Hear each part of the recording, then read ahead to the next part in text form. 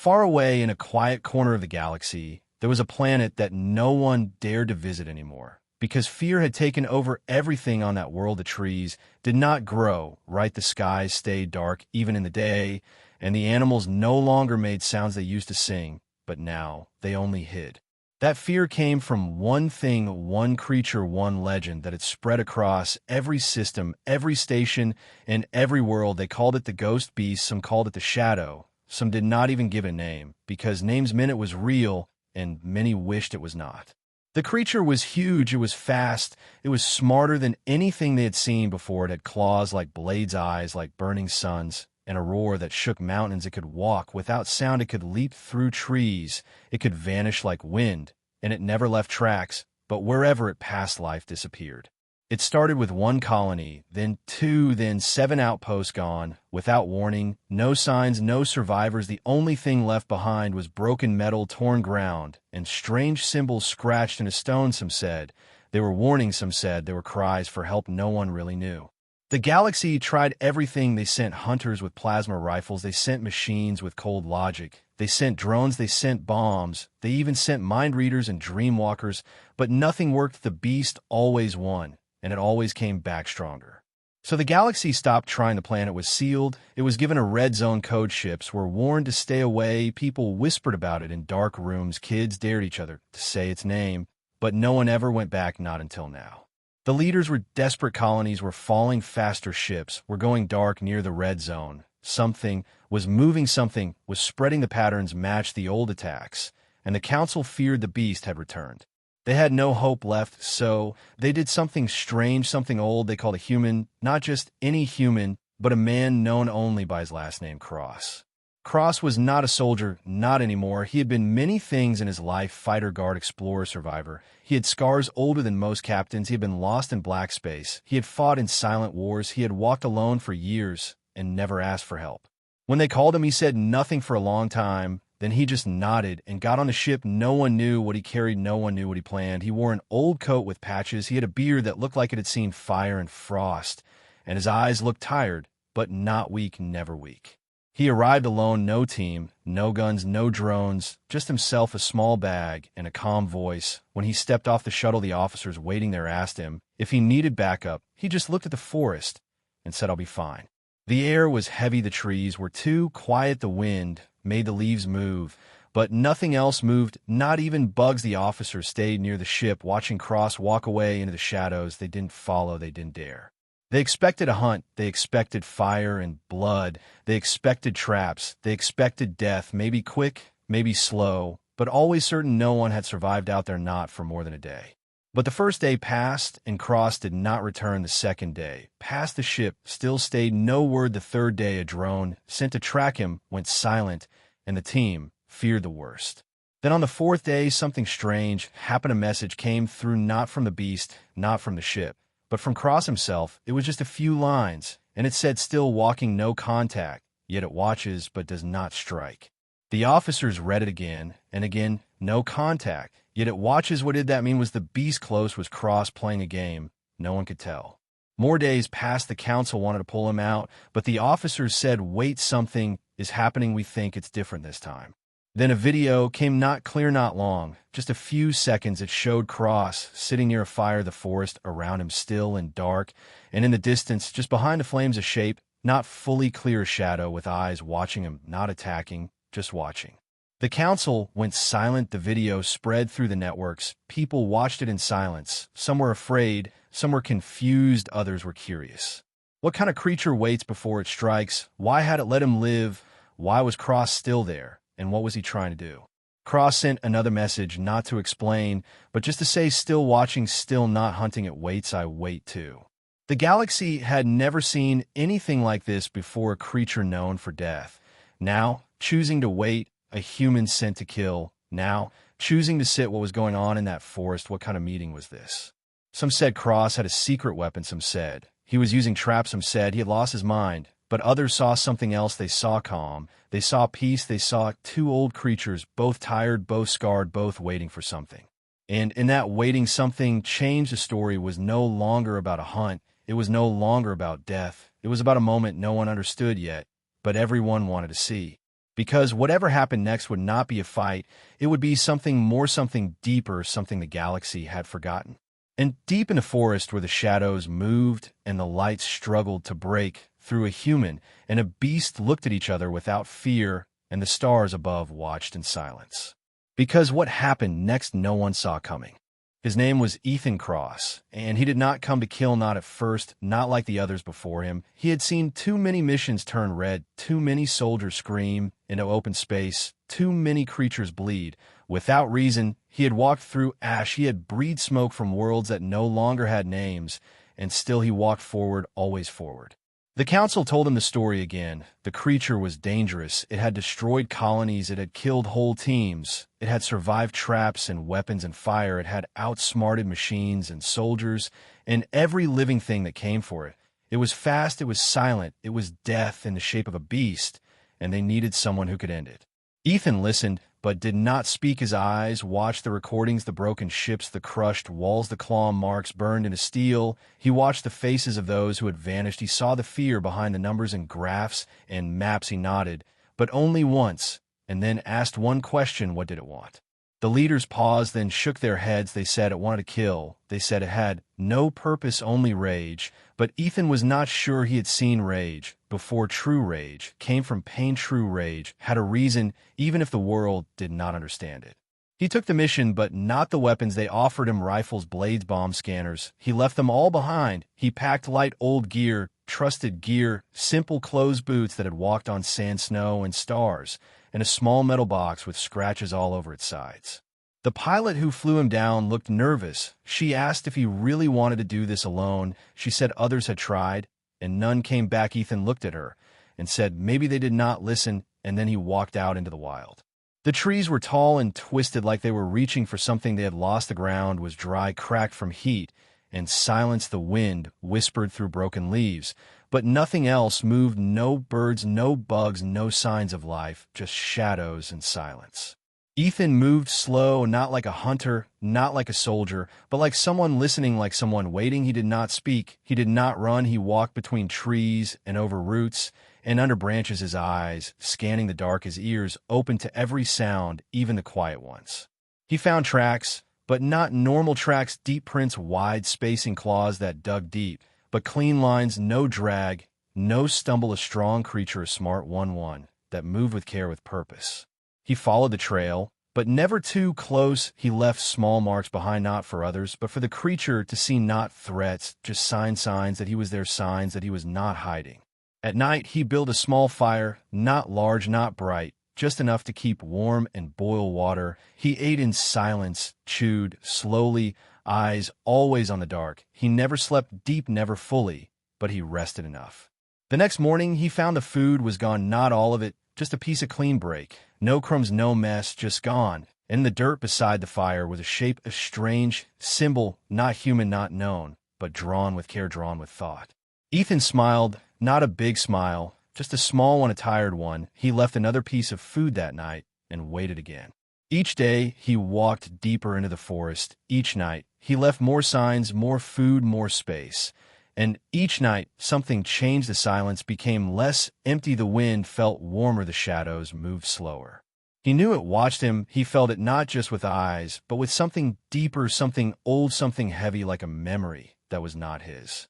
On the fifth day, he saw it, not clearly, not all of it, but enough. It stood between two trees, its shape wide and tall, its skin dark like stone with marks that glowed faintly like old fire. Its eyes were not red, not gold, but something between, something that felt like warning and wonder at once. They stared at each other across the space, across the fire, across the silence. Ethan did not move. He did not raise his hands. He did not speak. He only breathed slow and steady and waited. The creature did not charge. It did not scream. It just stood. And then, after a long breath, it turned and walked away into the dark. Ethan let it go. He did not chase. He only nodded and added one more mark to the tree. Beside him, a line, crossed with another, a sign for peace, a sign for understanding. The next day, the creature came closer, not close enough to touch, but close enough to see its face. It had scars, many old ones, fresh ones, deep ones, signs of pain, signs of battle, signs of something broken. Ethan did not look away. He sat down slow and placed a small item on the ground, a round stone, smooth and warm one he had carried for years, one given to him by a child on a world that no longer had a name. The creature looked at it, then looked at him, then walked away again, but slower this time, slower and quieter. That night, Ethan did not sleep at all. He watched the shadows and listened to the wind and thought about the mission, about the lies, about the truth hiding in silence. He sent a message back to the ship, just 5 words: no danger, yet still watching, still here. The council demanded updates, demanded proof, demanded action, but Ethan ignored them. He was not there for them, not anymore. He was there for something else, something older, something bigger than orders. Because he had seen it now, not just the creature, but the truth beneath it, a truth no one had dared to ask.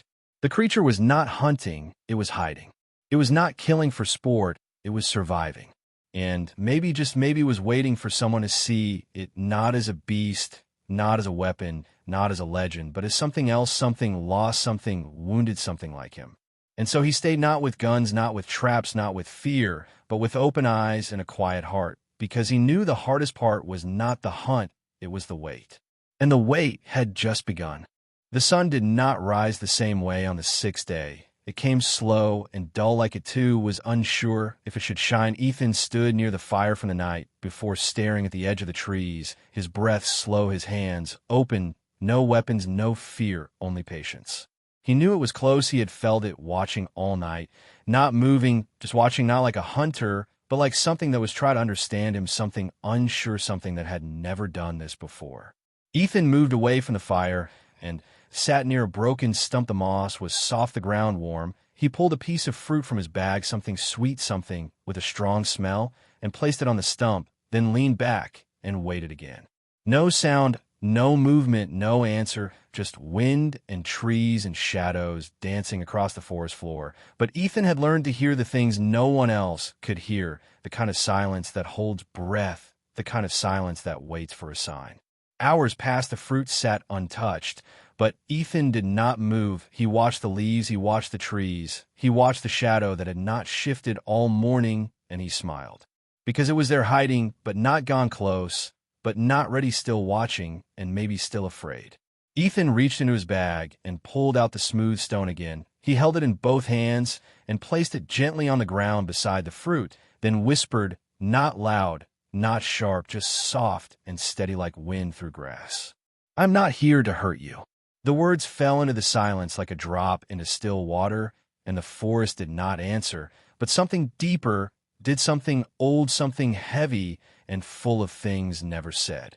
The shadow moved, not fast, not loud, just slow and sure, one footstep at a time. The shape came into view, not all at once, but in pieces: claws first, then legs covered in hard skin marked with lines and cuts, then arms strong and scarred, and finally the head wide and heavy with eyes like deep wells filled with gold.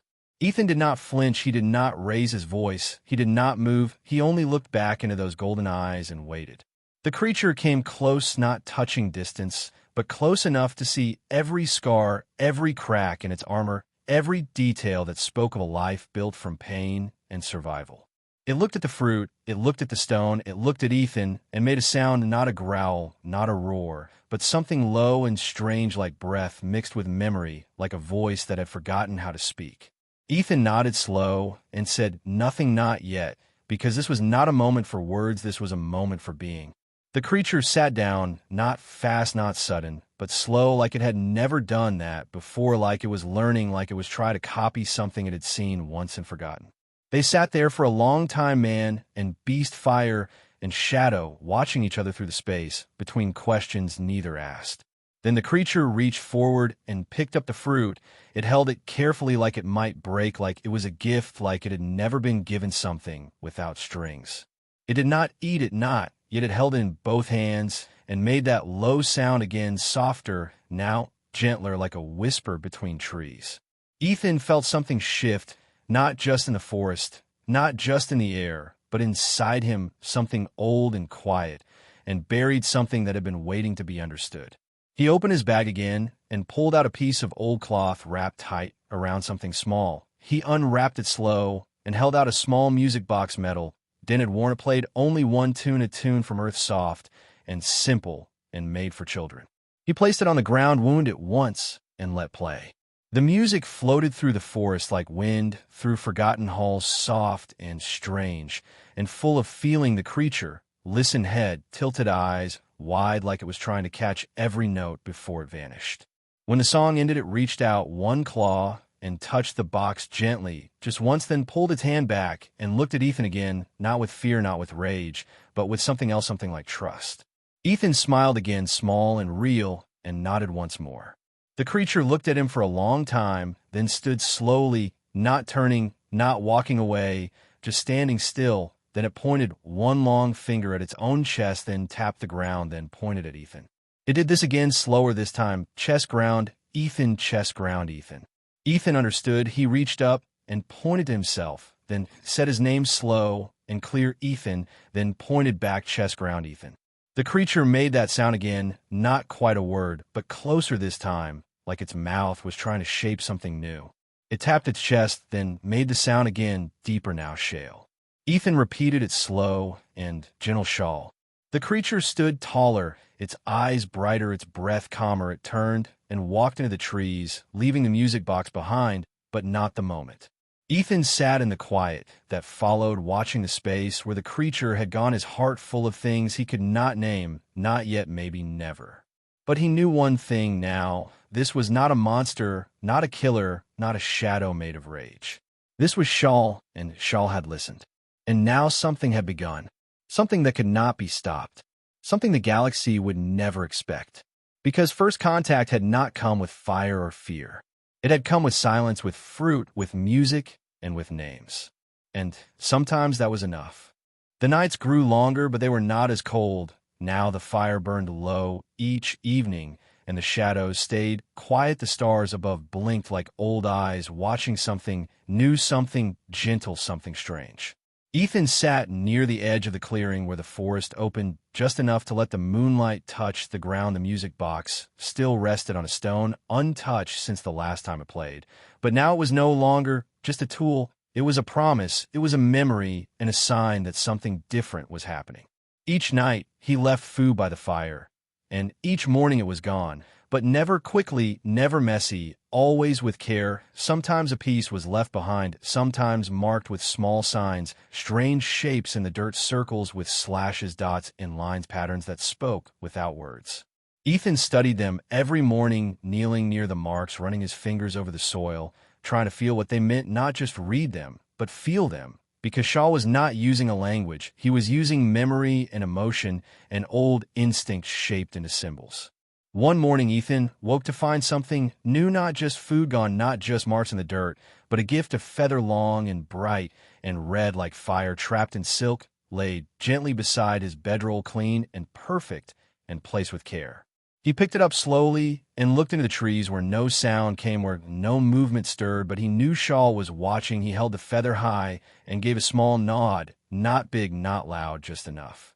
That day, he followed the trail deeper into the woods, not chasing, not searching, just walking where the forest wanted him to go. The trees grew thicker, the air warmer, the light dim, but not unfriendly, the kind of dark that wraps around you, not to scare, but to protect.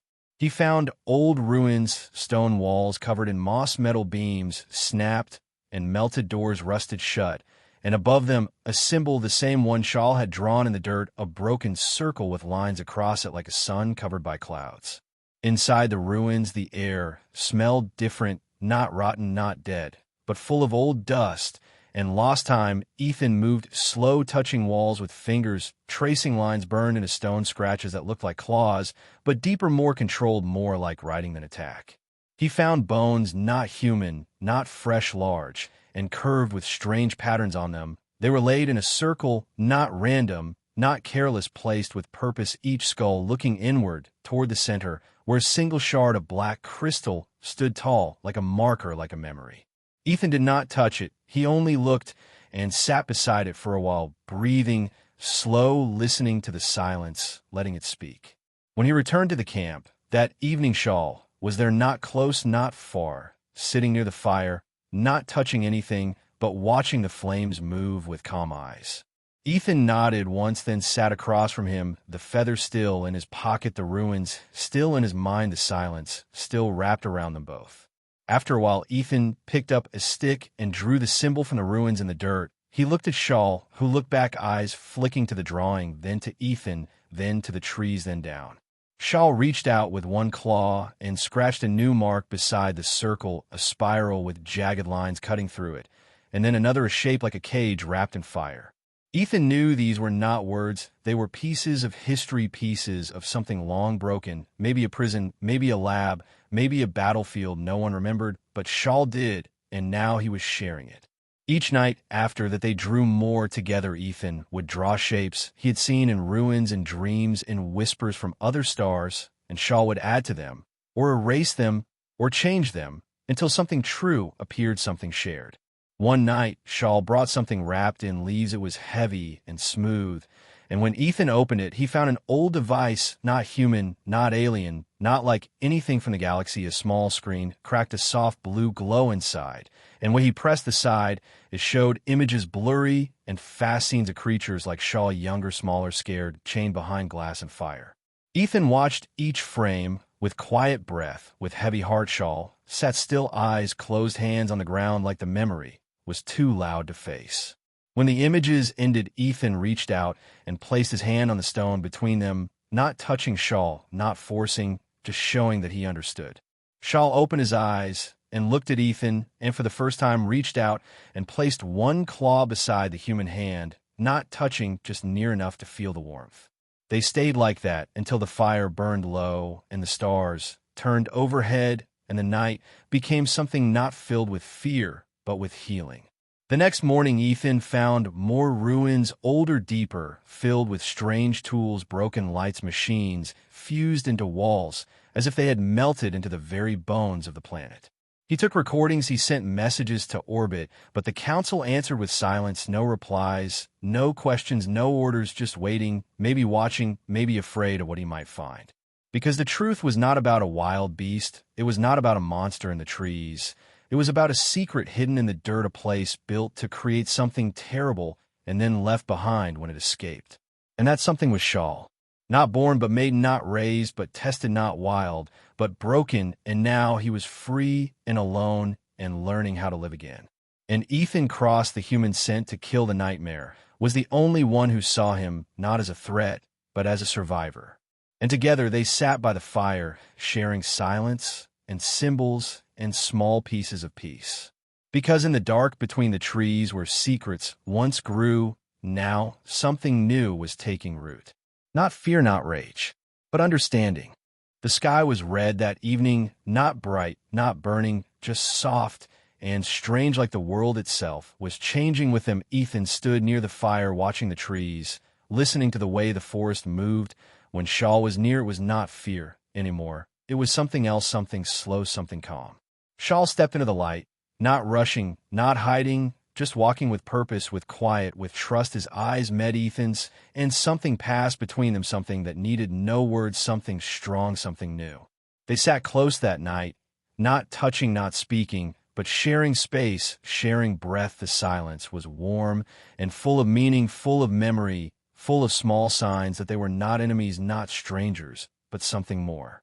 Ethan took out an old tool from his bag, a scanner, broken long ago, now just a shell. But inside it was a small chip filled with songs from Earth, music slow and soft, the kind that children hear when the world is quiet. He played one song and let it drift into the night.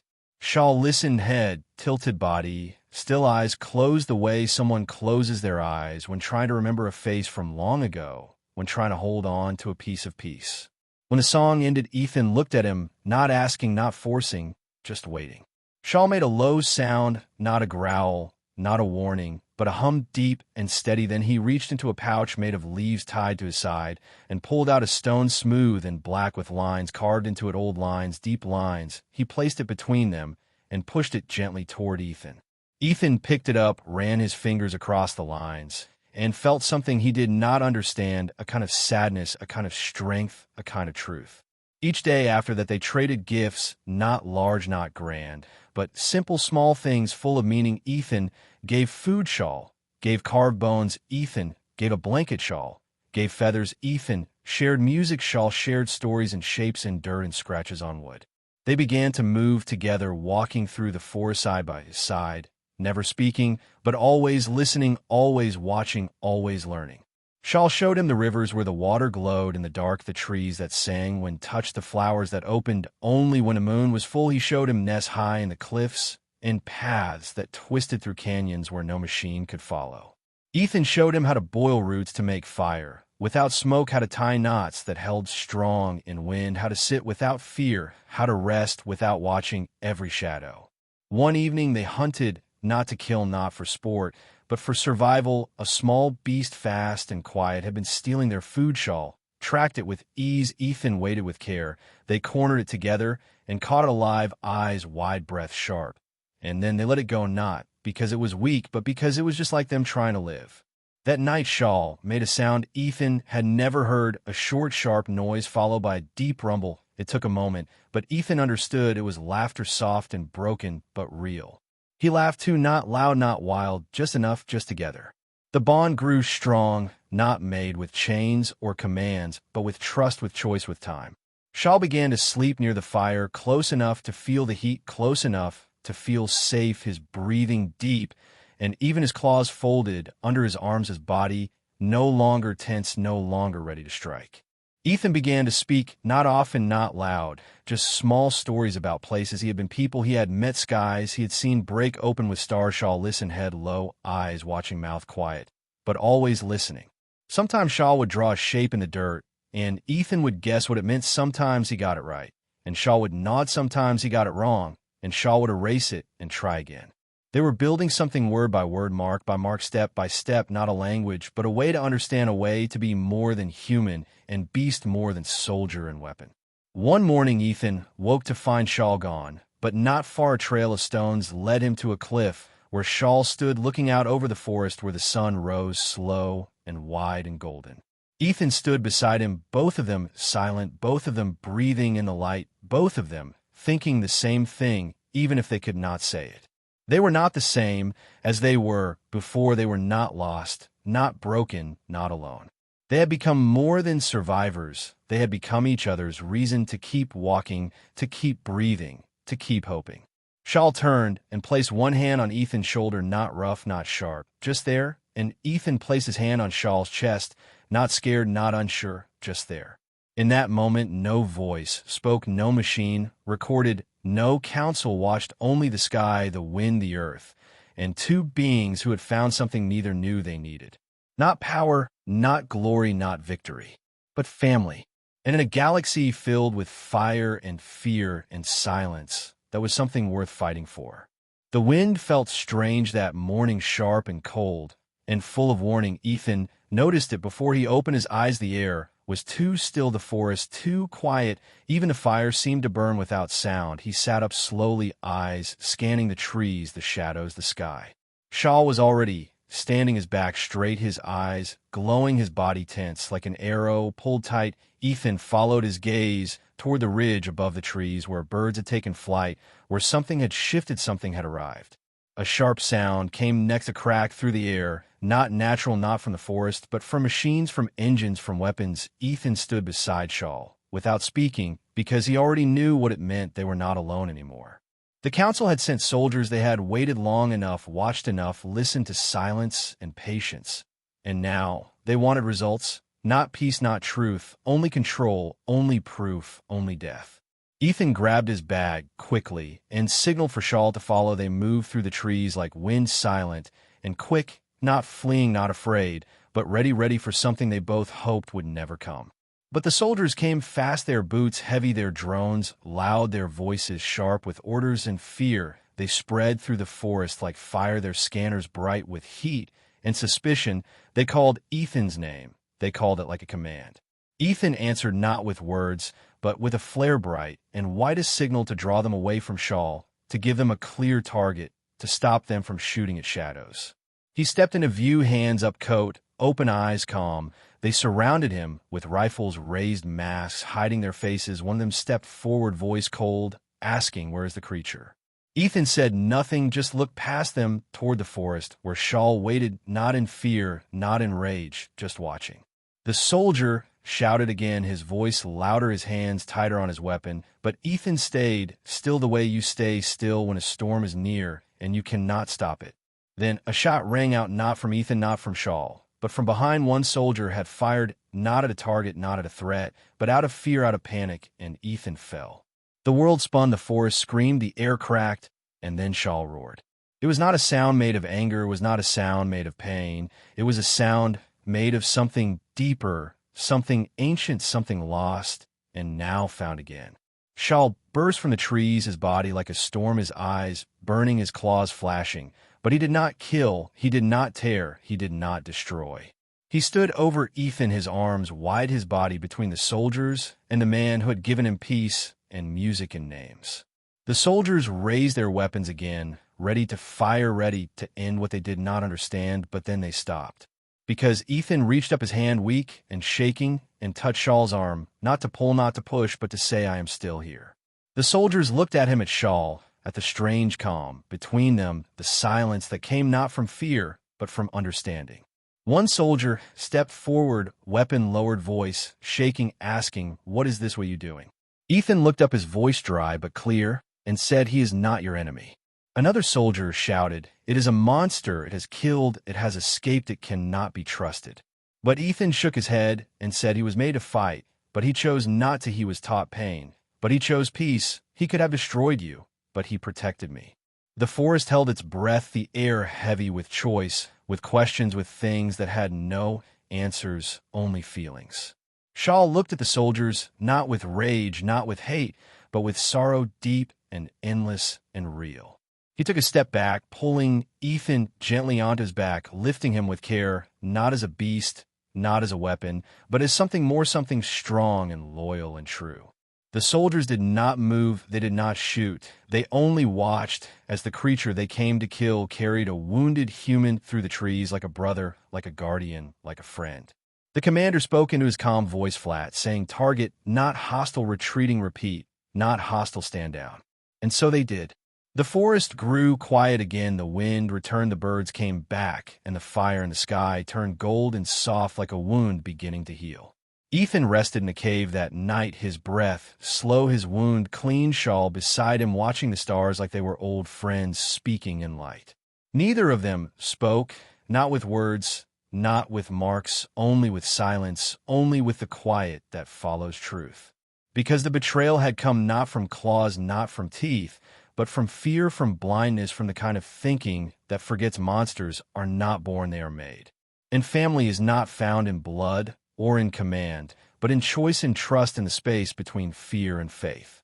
Shawl placed one hand over Ethan's chest, feeling the breath, feeling the life, still they're still strong. And Ethan placed one hand over Shawl's and closed his eyes, not in pain, not in fear, but in peace. Because the war had ended not with fire, not with force, but with understanding. And that was the thing no one saw coming.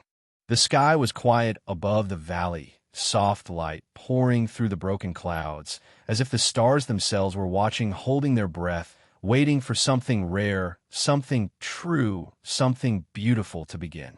Ethan lay still, not from weakness, but from rest, his body healing slowly, wrapped in warmth and care, beside a small fire that crackled gently, its light dancing across the stone walls of the cave where he and Shawl had taken shelter.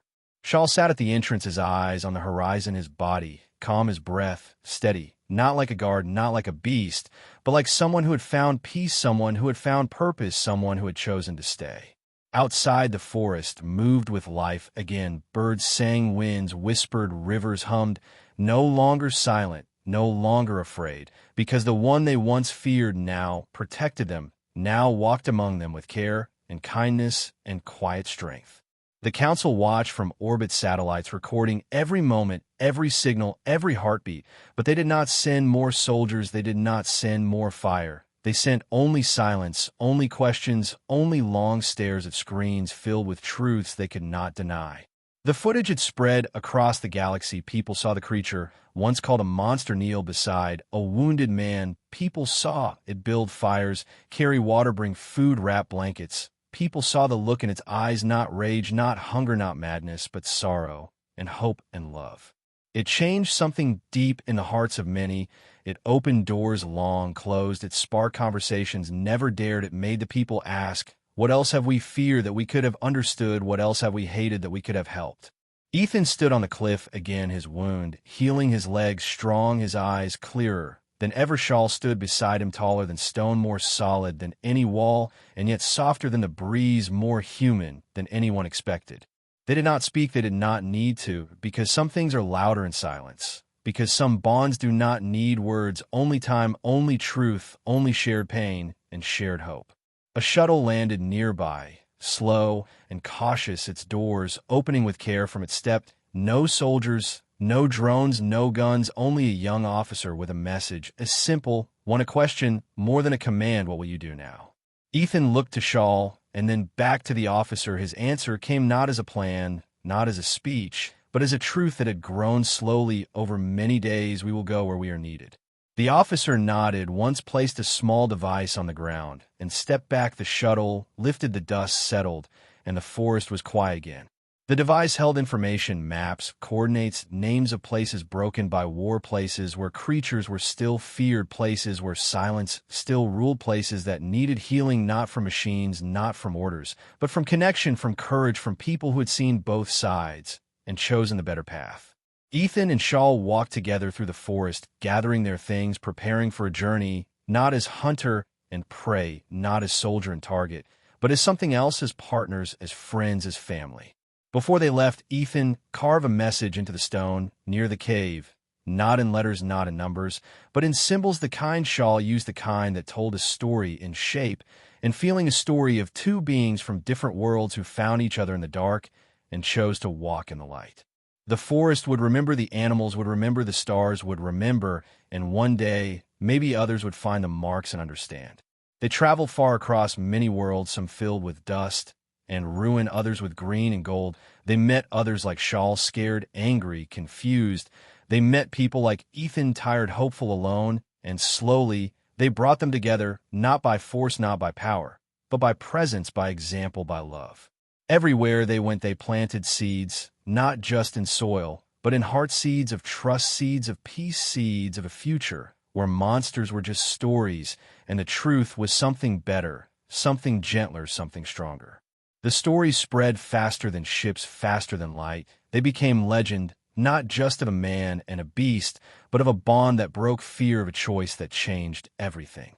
Children learned their names not as warnings, but as song. Statues were built not of war, but of unity. Art was made, showing a fire, a cave, a feather, a stone, and always two figures side by side, always walking, always watching, always waiting for the next soul to save. And somewhere beyond the maps, beyond the stars, beyond the edge of what was known, they kept walking, they kept listening, they kept giving, because that was who they had become, not heroes, not saviors, not myths. Just two lives that had refused to be what the world told them to be. Ethan, the man who asked questions instead of shooting. Shawl, the creature who chose love over rage. Together, they were something new, a family made, not born. And in the quiet that followed, in the years that passed, in the light that grew across the galaxy, their story never ended. It only became part of everyone else's. Because every time someone chose kindness over fear, every time someone listened instead of shouted, every time someone reached out a hand to something strange and said, I see you, I know you, I believe in you. That was them. That was their legacy. That was the bond. And it would never break.